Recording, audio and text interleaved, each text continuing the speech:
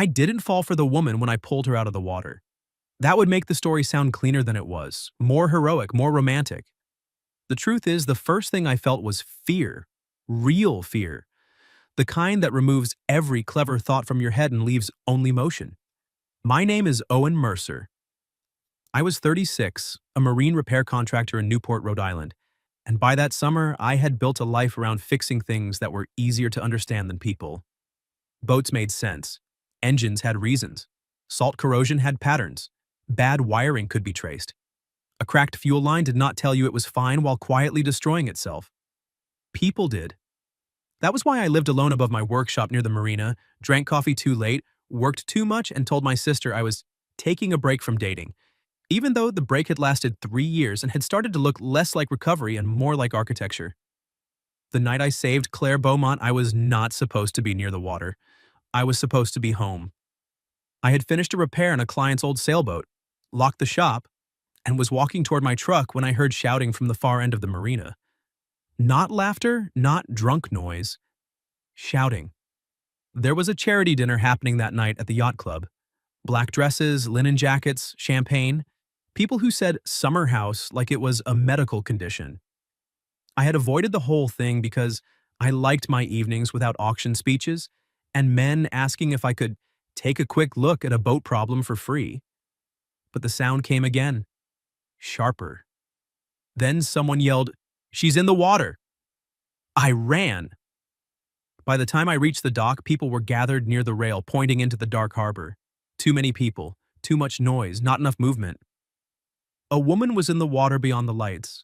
I could barely see her at first, just a pale arm, dark hair, the flash of something silver at her wrist. She was trying to stay above the surface, but the current near that section of the marina could pull harder than it looked, especially after rain. I kicked off my shoes and went in. I don't remember deciding. I remember the cold hitting my chest so hard it stole the breath out of me. I remember someone yelling from the dock. I remember the taste of salt and diesel and panic. And I remember her eyes when I reached her. Gray, maybe blue. Wide. Terrified. But not only terrified, angry. That was what stayed with me later. Even half submerged, fighting exhaustion, she looked furious that her body had betrayed her in front of all those people. "I've got you," I said. She tried to speak. Water hit her mouth. She coughed, grabbed my shirt, then loosened her grip immediately like she was ashamed of needing it. "Don't fight me," I said. "Just breathe." She stared at me like she hated the instruction but understood the necessity. By the time Harbor Patrol reached us, she was shaking badly. They got her onto the rescue platform, wrapped a blanket around her, and started asking questions. Name? Any pain? Did she hit her head? Could she remember what happened? She answered in short pieces. "Claire. No. I don't know. I slipped." The last one sounded wrong. Not because I knew anything, because she said it too quickly. A man in a tuxedo pushed through the crowd at the dock as they brought her up. "Claire." He was handsome in the polished, expensive way that made every expression look practiced. Dark hair, perfect collar, gold watch, face arranged into concern just a second too late. Claire saw him and went still. Not relieved. Still. That was the second thing I remembered later. The man crouched beside her. "My God, Claire, what happened?" She pulled the blanket tighter around herself. "I'm fine, Graham." "You fell?" I said I'm fine. His eyes flicked to me, not grateful, assessing, like I was an inconvenience standing too close to something he owned. "You pulled her out?" he asked. "Yeah." His smile appeared. "Thank you, truly. She's always been stubborn around water." Claire looked down. Something in me disliked him instantly. That was not fair. It also turned out to be correct. The paramedics arrived a few minutes later. Claire refused the stretcher at first, then accepted it after an older woman in pearls started crying and saying her name too many times. Graham walked beside her as they moved her, toward the ambulance, one hand hovering near her shoulder but never quite resting there. Before they loaded her in, Claire turned her head. Her eyes found mine through the lights, uniforms, and people pretending not to stare. For 1 second, the whole marina seemed to quiet around her. Then she mouthed 2 words. I didn't understand them. Or maybe I did and wished I hadn't. "Don't tell." Then the ambulance doors closed. I stood there soaked, shivering, and suddenly very aware that half the yacht club was looking at me like I had become part of the evening's entertainment. Graham came back before I could leave. He held out a hand. Graham Ellison? I shook it because refusing would have made me look like the problem. Owen Mercer. Do you work here? Near here. His grip tightened slightly. If there's anything we can do to thank you, please let me know. Claire's family will be grateful. Claire's family, not Claire. I pulled my hand back. Just glad she's okay. Yes, he said. She will be. The way he said it made the words feel less like comfort and more like management. I went home wet, cold, and irritated with myself for caring. By midnight, I had showered, changed, and tried to convince myself the whole thing was over. People fell, people panicked. Rich men sounded like owners even when they meant well. Women mouthed strange things after almost drowning because shock made the mind unreliable. That was the reasonable explanation. I wanted to believe it. At 1:17 in the morning, someone knocked on my door. Not the downstairs shop entrance, my apartment door, 3 knocks. Soft. Then one more, weaker. I opened it expecting my sister or a neighbor or a marina security guard telling me I had left something unlocked. Claire Beaumont stood in the hallway, barefoot, hair still damp, a hospital bracelet around one wrist, wearing a black evening dress under a gray sweatshirt that was much too large for her and definitely not hers. Her makeup had mostly washed away. Her lips were pale. There was a small scrape near her collarbone, and a look in her eyes I recognized immediately from the water. Not fear only, fury. She held my wallet in one hand. I hadn't even realized I'd lost it. I found this in the ambulance blanket, she said. Her voice was hoarse. I stared at her. You should be at the hospital. I checked myself out. That's a terrible idea. I know. Do you need me to call someone? No. She looked down the hallway behind her, then back at me. That's why I came here. Something cold moved through me that had nothing to do with the harbor. Claire swallowed once. Then she said, Before they pulled me out, did I say anything to you? I remembered the ambulance doors, her eyes, the words I wasn't sure I had understood. Don't tell. I didn't answer fast enough. Claire saw it. Her face changed, and very quietly, like the truth was the last thing keeping her upright, she whispered, Then he heard me too. For a moment, I didn't move. Claire stood in my doorway at 1 in the morning, barefoot in a borrowed sweatshirt, still carrying herself like a woman trying not to collapse in front of a stranger. I looked past her into the hallway, empty. Then back at her. Come inside, I said. She hesitated. That told me more than if she had rushed in. Whatever had brought her here, fear had not made her careless.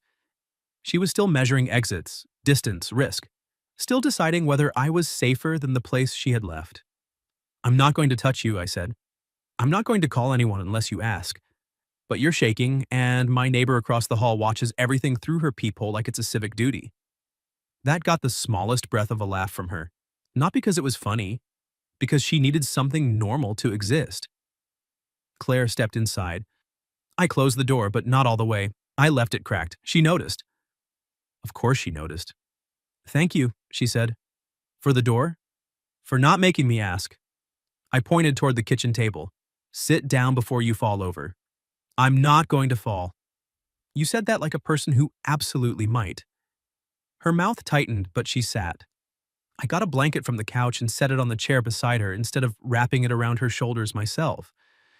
Then I put water on the table and stepped back. She stared at the glass. Hospital bracelet, bare feet, expensive dress half hidden under a gray sweatshirt. A woman who looked like she belonged in a ballroom and had somehow ended up in my apartment above a boat repair shop. My wallet, I said quietly. She blinked, then looked down like she had forgotten it was in her hand. Oh! She slid it across the table. Thanks. It was under the blanket they put around me. I think you dropped it on the dock. Probably. I asked the ambulance driver whose it was. He said yours. Her eyes lifted. He also said you lived above the repair shop. I made a mental note never to underestimate Rhode Island's ability to turn into a village under pressure. You walked here from the hospital? Not all the way. I got a ride part way. With who? She looked away. That answer was enough. I sat across from her, leaving the table between us. Claire. She closed her eyes when I said her name. Not in pain exactly. More like she was tired of hearing it from people who wanted something. You asked if you said anything to me, I said. Her fingers tightened in the blanket. You mouthed something before they closed the ambulance doors. Her eyes opened. What? Don't tell. Her face lost what little color it had left. So, he did hear. Who? She looked at the door. Not dramatically, instinctively. Graham. The name sat there like a third person in the room. I kept my voice even. What wasn't I supposed to tell? Claire looked at me for a long time, and I could see the war happening behind her eyes. Trust the stranger who pulled her from the water. Trust no one. Say it and make it real. Stay silent and survive one more night. Finally, she said, I didn't slip. I didn't react fast. That mattered. If I looked shocked, she might retreat. If I looked like I had expected it, that would be worse. So I just waited. We were arguing, she said, Graham and I, on the side dock, away from the dinner. About what? Her laugh was thin and humorless. My life mostly. I said nothing. She looked down at the hospital bracelet. My father died 18 months ago. He left most of his voting shares in the Beaumont Harbor Trust to me. Graham has been helping my mother manage the foundation, the yacht club board, the charity events. All the things that sound harmless until you realize every dinner comes with paperwork. Graham is your fiancé? Was. That word mattered. Was. I ended it tonight, she said. There it was. Not loud, not theatrical. Just the sentence that had thrown her whole life into the water before her body followed. I told him I was done. No wedding. No shared advisory role. No signature on the revised trust authorization. He got very calm. I knew men like that. Calm in the way locked doors are calm. He grabbed my wrist, she continued. Not hard enough to leave a dramatic bruise. Just enough to stop me from walking away. Her voice started to thin. I pulled back. My heel slipped on the wet dock edge. He caught me for a second. She stopped. Her throat moved. For a second, she repeated. I felt my jaw tighten. She looked straight at me then. He'd let go. The apartment went very quiet. I could hear the rain ticking against the window over the sink. A boat horn far off in the harbor. The building settling under us like it wanted to pretend it hadn't heard. He let go, I said. He says I slipped. And did anyone see? No. Her smile was small and bitter. Conveniently. Claire. I'm not saying he pushed me. Her voice sharpened fast like she had been forced to clarify this too many times already inside her own head. That's what makes it worse. I don't even know what to call it. He had my wrist. I slipped. He could have held on. He didn't. I leaned back slowly, not away from her. Away from my own anger. And when you were in the water? I tried to say it. She swallowed. To the first man who reached over from the dock. I don't know who. I said he'd let go. Or I think I did. Then I saw Graham behind him, watching, listening. That was why she had mouthed it. Don't tell. Not because she wanted to protect Graham.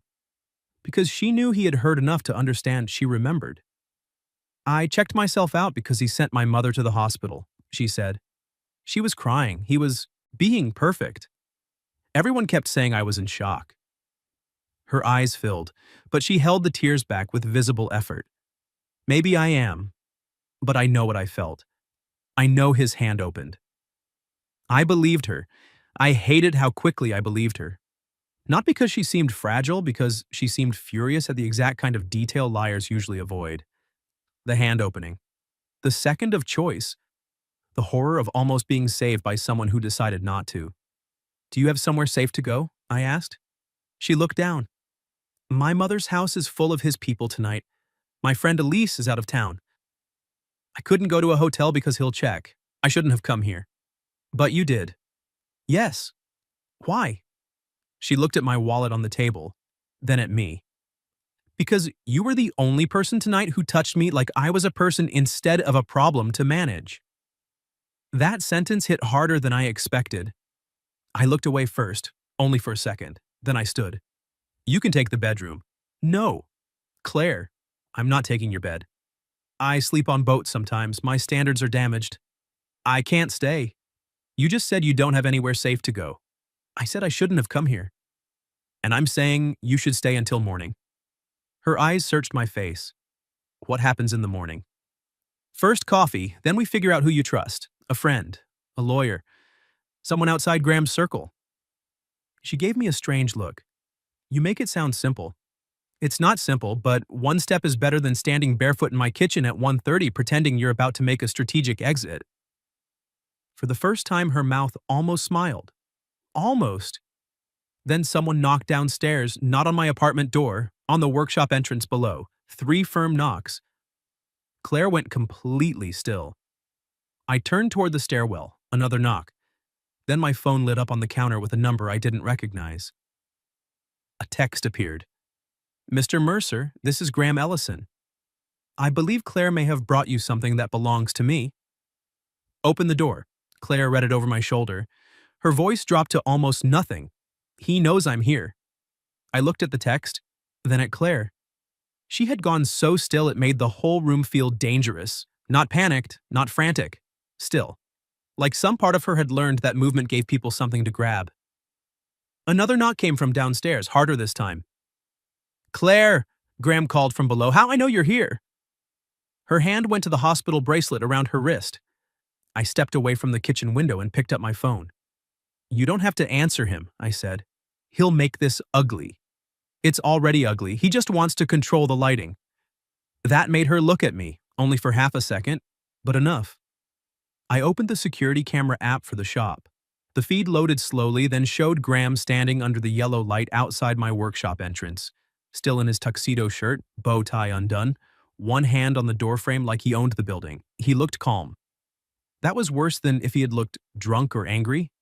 Calm men at 1:30 in the morning are either lost or dangerous. Graham looked directly into the camera, then my phone buzzed again. Claire is confused and frightened. Open the door before this becomes a problem for you. Claire read it from where she stood behind me. Her face tightened. See? No, I said. I see a man making threats in writing. I took a screenshot, then another. She stared at my phone like the idea had not occurred to her. Don't delete anything, I said. I wasn't going to. I mean anything, texts, calls, voicemails, anything from him, your mother, anyone who suddenly wants to know where you are. She swallowed once. You sound like you've done this before. I've repaired boats for divorcing couples. I looked back at the camera feed. People are very creative when they think property is involved. That was when something crossed her face. Property. Not fear this time. Recognition. What? I asked. She looked toward the gray sweatshirt she was wearing, then down at herself like she had forgotten the dress underneath. I signed nothing tonight, she said. Okay, no, you don't understand. Her voice sharpened, coming alive with the first clear thread of strategy I had seen in her. The revised trust authorization. He wanted my signature before the charity board meeting tomorrow. I refused. Then we argued on the dock. And he told my mother I was overwhelmed, emotional, unstable since my father died. She looked at the workshop camera feed. If he makes tonight look like I had some kind of breakdown, he gets the signature delayed, or challenged, or routed through my mother's advisory vote while I'm being protected. There it was. Not just a bad fiancé with paperwork. Graham knocked again. Claire, he called, voice controlled but louder now. This is embarrassing. Come downstairs. The word hit her. Embarrassing. I saw it land exactly where he meant it to, so I said, no. She looked at me. What? You're not going downstairs to prove you're not embarrassing. He'll wake the neighbors. My neighbors have survived boat engines at 6 in the morning. They'll adapt. I pressed record on the security feed, then I opened the window above the alley just enough for my voice to carry down. Graham, I called. He looked up immediately. His expression changed when he saw me, not much. Just enough to show me that his calm had been a costume. "This is private," he said. "You're standing outside my closed business after midnight. It's less private than you think. I'm here for Claire. She doesn't want to speak to you." A pause. Then he smiled.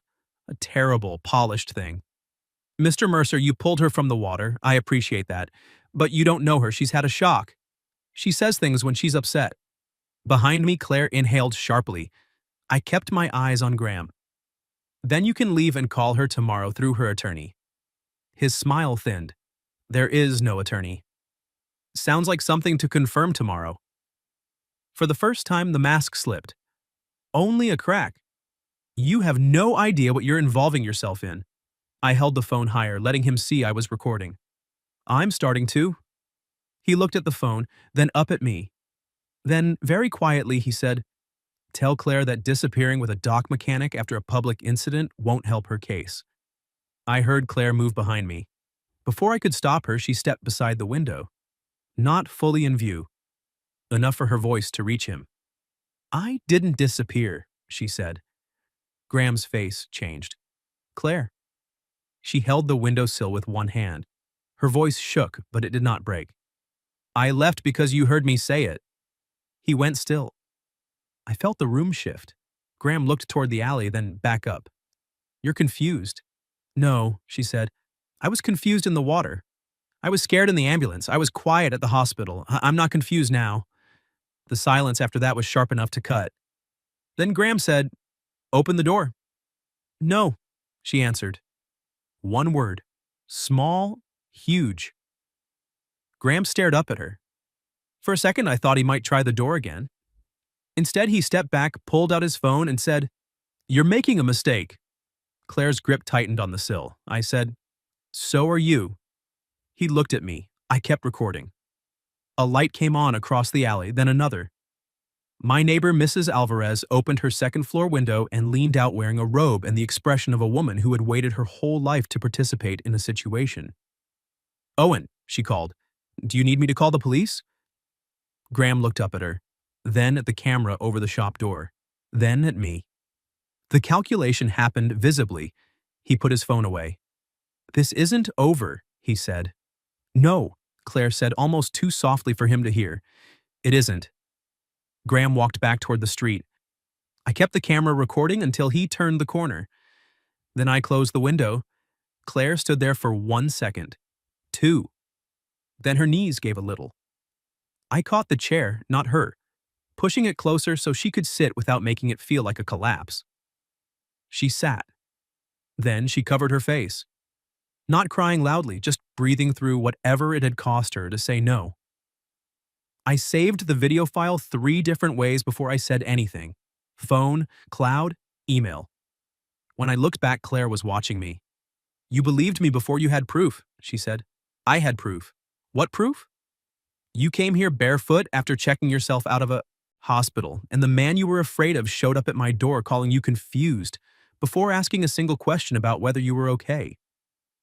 Her face changed, like she had been waiting all night for the obvious thing to sound obvious to someone else. Then my phone buzzed again. Not Graham this time. Unknown number. A voicemail arrived. Claire stared at it. I played it on speaker only after she nodded. A woman's trembling voice filled my kitchen. "Claire, sweetheart, Graham says you're with the man from the marina. Please come home. The board is already asking questions. We can fix this quietly if you just stop making it worse." Claire closed her eyes. "That's my mother." The word quietly hung there, heavy, familiar. I stopped the voicemail. Claire opened her eyes and the fury was back.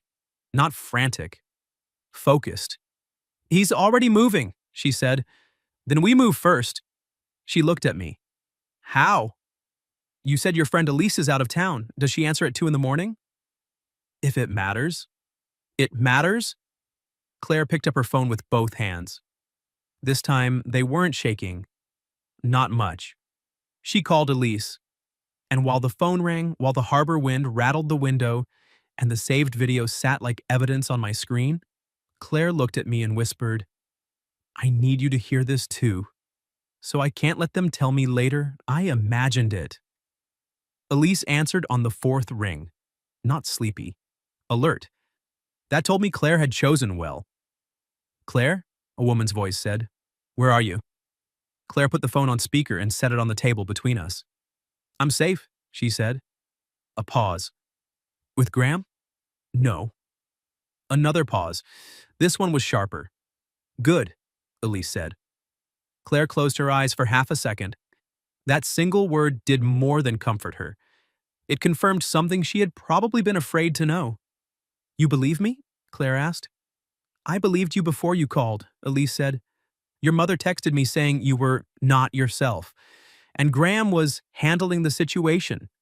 That's never how good men describe frightened women. Claire looked at me. I stayed quiet. Elise continued. Where are you? Claire glanced at me once before answering. With Owen Mercer, the man from the marina. Did he hurt you? No. Did he pressure you? No. Do you want him in the room while we talk? Claire looked directly at me. Yes, she said. That word landed differently than it had any right to. Elise exhaled. Okay, then here's what we do. You do not go to your mother's house. You do not call Graham. You do not sign anything.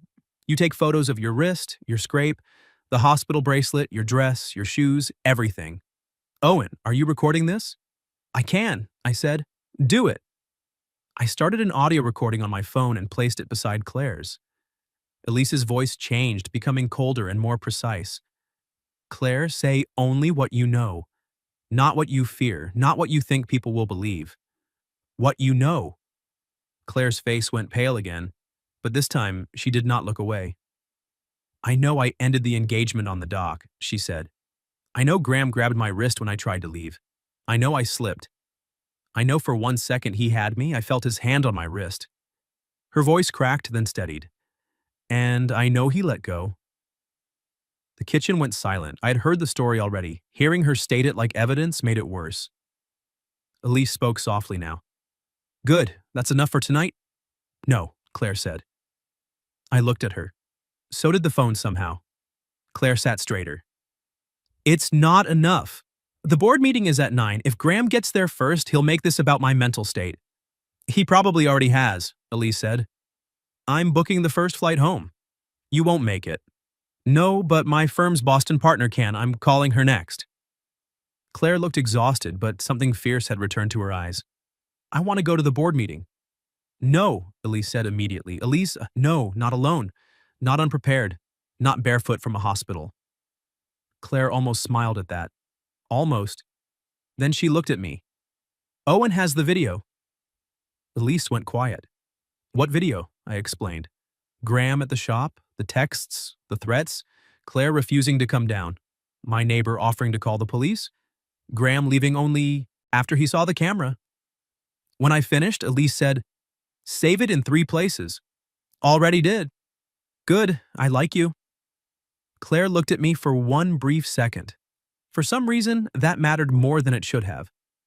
By 3 in the morning, my apartment had turned into the least glamorous crisis office in Rhode Island.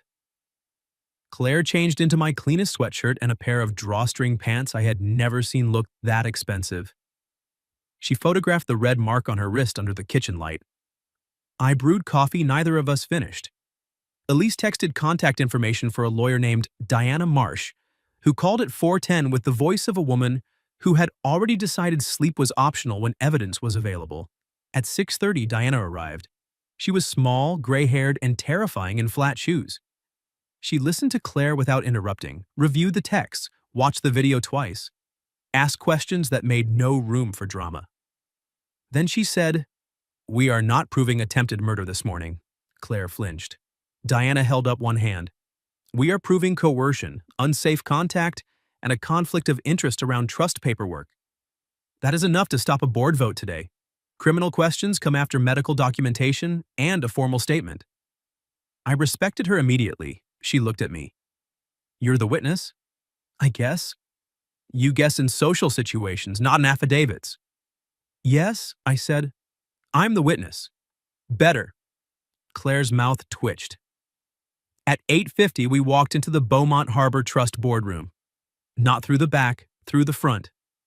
Claire wore my sweatshirt under her coat, hospital bracelet still on her wrist, hair tied back, face pale but upright. Diana walked on one side. I walked half a step behind because this was not my entrance to own. The boardroom went silent. Graham was already there. Of course he was. So was Claire's mother, eyes swollen, hands clasped around a tissue. 4 board members sat around the long table with folders open in front of them. Graham stood when he saw her. "Claire," he said gently, like the room was his stage and concern was his costume. "Thank God." Claire stopped at the end of the table. "No," she said, one word. "The same one from my window." The room shifted. Diana stepped forward. "No vote will be held on the revised trust authorization today. Ms. Beaumont is documenting coercive conduct connected to the proposed signature and unsafe contact after a medical incident last night. You'll all receive formal notice within the hour." Graham's face remained calm. "Almost. This is absurd," he said. "Claire is traumatized. She needs rest, not legal theater." Claire looked at him then. "You came to Owen's shop at 1:30 in the morning." His eyes flicked to me. Mistake. Everyone saw it. Diana placed printed screenshots on the table. "He also sent these messages." Graham's mother-of-pearl cufflink caught the light as his hand tightened. Claire's mother whispered, "Graham?" He turned toward her. "Margaret, she's confused." Claire took one step closer to the table. "I am tired," she said. "I am hurt. I am scared. But I am not confused." No one spoke. She removed the hospital bracelet from her wrist and set it on the table beside the screenshots. "You all wanted me to sign papers today because Graham said I wasn't handling things well." Her voice shook but did not fail. "I will not sign anything under pressure. I will not be represented by the man whose interests depend on calling me unstable. And I will not be managed quietly because the truth is inconvenient." Graham's mask cracked. "You're making a spectacle of yourself." Claire looked at him, then at the board. "No," she said. "He is." That was when Diana played the video, not all of it, just enough. Graham outside my shop, the threat, the line about disappearing with a dock mechanic, his voice saying, "You're making a mistake." The boardroom air changed completely. Graham was no longer a concerned fiancé. He was a man caught speaking when he thought the room was smaller. Claire's mother started crying, but this time, she wasn't looking at Claire like a problem. She was looking at Graham. He knew it. Diana closed her tablet. "Mr. Ellison should leave the room before this proceeds." For 1 second, Graham looked like he might refuse. Then 2 board members stood, quietly. That was enough. He gathered his folder, looked at Claire with a hatred so clean it made my skin tighten, and walked out. Only when the door closed did Claire sway. I stepped forward but stopped before touching her. She looked back at me. Then she reached for my hand herself. Not for the board. Not for the room. For balance. And when her fingers closed around mine, I understood that saving her from the water had been the easy part. The hard part was helping her stay above everything that came after. The board meeting did not become a miracle. That would make it too neat. It became paperwork, statements, pauses, legal language.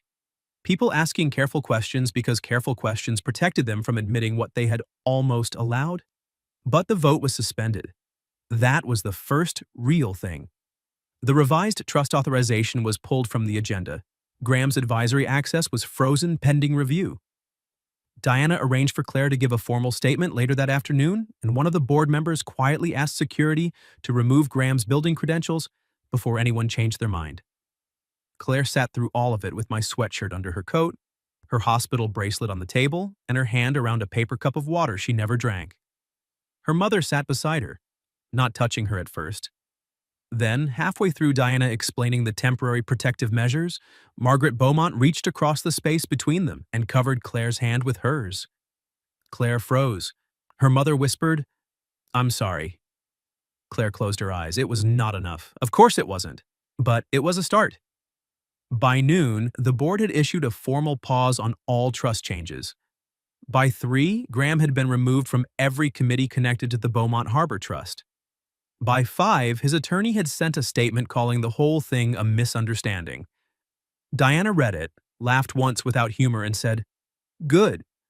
Men who panic in legal language are still panicking."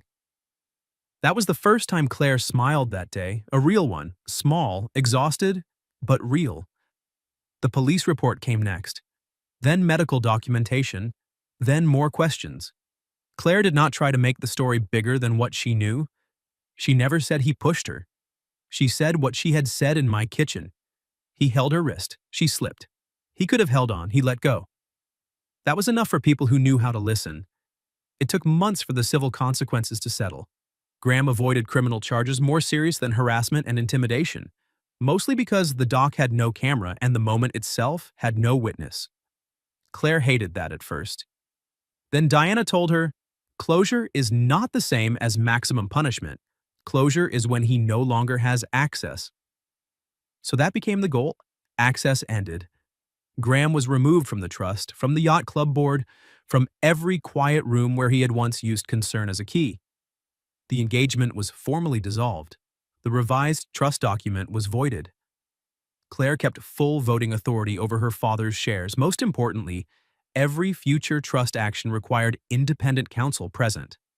No private signatures, no family friend advisors, no quiet management. The door closed, not perfectly, but firmly enough. For a while, Claire stayed at her mother's house, then she didn't. She moved into a small rented cottage near the harbor, close enough to smell salt when the wind shifted, far enough from the yacht club that nobody could mistake her healing for an invitation to comment. I saw her again 2 weeks after the board meeting. Not because she came to my door, because I found a note taped to the workshop entrance. "Your sweatshirt survived. Your coffee did not." See, inside the bag was my gray sweatshirt, washed and folded with the kind of precision that made it look more expensive than anything I owned. There was also a small box. Lemon scones. I took one bite and understood immediately that rich people had been wasting money on the wrong charity events. Claire came by the next afternoon, this time wearing jeans, a white sweater, and shoes. That detail mattered. She stood in my shop doorway looking at the half-repaired engine on the stand. "You really do fix boats," she said. "I maintain the illusion professionally." She walked closer, careful not to touch anything greasy. I wanted to say thank you without legal witnesses. "You already said thank you." "No." Her eyes found mine. "I thanked you for pulling me out of the water. I didn't thank you for believing me when I had no clean proof." I set down the wrench. "You had enough. For you." "Yes." She looked away. For a second I thought she might cry. Instead, she looked back and said, "Would you walk with me?" So, we walked. Along the marina in daylight this time. No black water, no shouting, no tuxedos. Just boats knocking gently against their lines and gulls screaming like unpaid critics. We did not fall in love quickly. That matters. I did not become her rescuer. She would have hated that. I would have hated myself eventually. For months, we were careful. Coffee after legal appointments, walks after therapy sessions, repairs on her late father's old sailboat, which she insisted she wanted to learn herself. The first time she stepped onto a dock again, her hands shook so hard she cursed at them. I stood beside her and said nothing. She looked at me and said, "You're being very quiet. You told me once that people manage you when they're afraid." Her mouth softened. Then she took one more step. That was how Claire came back to herself. One step at a time. A year later, the Beaumont Harbor Trust launched a small maritime apprenticeship program for local kids who couldn't afford sailing lessons or trade training. Claire built it herself, not as charity decoration, as something useful. She asked me to help design the workshop portion. I said yes before she finished the question. "Too fast," she said. "I've been accused of worse." "You're allowed." That was the first time she kissed me. In my workshop, beside an engine block, with grease on my sleeve and sunlight cutting across the floor. Not dramatic, not like the end of fear, like the beginning of something that no longer had to be about fear. 3 years later, we bought the old sailboat from her father's estate. Technically, Claire bought it. Practically, I spent every weekend arguing with the electrical system until it surrendered. We renamed it Second Current. She said the name was too obvious. I said, obvious things are underrated when you almost drown. She let me win that one. 5 years after the night I pulled her from the harbor, Claire stood on the dock in a blue dress, hair loose in the wind, and married me beside the water she had once believed would only remember her terror. Her mother cried. Diana officiated because apparently terrifying lawyers can become sentimental if given enough warning. Elise gave a toast that included the sentence, Claire has always had excellent judgment, except for the first fiancé and possibly this boat mechanic. I accepted the criticism. Years later, people still asked how we met. Claire usually said, he returned my life to me. I always corrected her. No, I'd say. You came back for it. Because that was the truth. I pulled her from the water, but Claire Beaumont saved herself from everything after. I was just lucky enough to be the door she knocked on when she decided she wanted witnesses to the truth. What would you have done if a woman you saved from drowning showed up at your door in the middle of the night, terrified that someone powerful was already rewriting what happened? And have you ever had to fight not just for safety, but for the right to be believed? Tell me your story in the comments. If you like this one, leave a like, subscribe, and I'll see you in the next video.